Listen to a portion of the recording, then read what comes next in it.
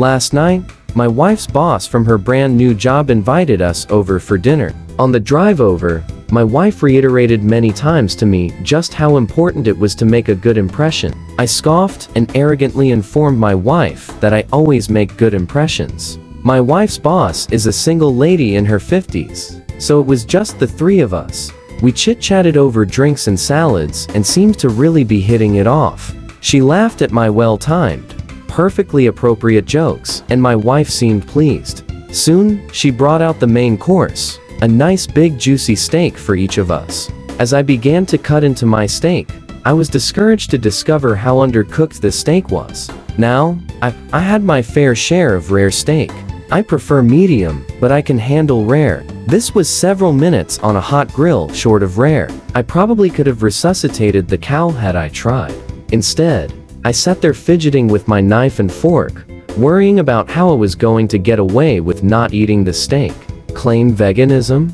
No, I'd already feigned great enthusiasm upon seeing the steak. Just then, our hostess excused herself to the kitchen to take care of some dessert preparations. As I looked across the fancy dining room table at the open window of this third-story apartment, a cartoon light bulb appeared over my head. I knew I had to be decisive, realizing that she could return at any moment. I committed. I grabbed the steak with my hand, gently shook off the juice, and executed a perfect throw right through the center of the open window. Here's the big-time foo.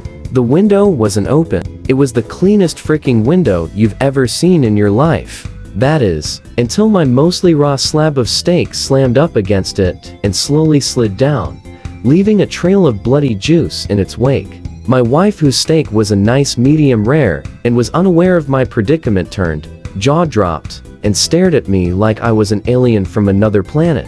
This look then slowly morphed into more of a "there is no place on this planet you can ever hide from me" expression of demonic anger. My wife's boss heard the thud of the steak on window impact and came quickly. She took in the scene, the steak sitting on the windowsill, the blood trail, my empty plate, and then gave me an inquisitive, puzzled look. I just didn't know what to say. It felt like a minute of silence, but was probably 3 or 4 seconds. Finally, the best I could manage was, I'm so sorry. I am such a klutz. I don't know. I was just cutting it, and it slipped. Just ask my wife. I really am a klutz, right, honey? No help coming from that direction. I will clean this up. I can't believe this. I am so sorry, etc., etc.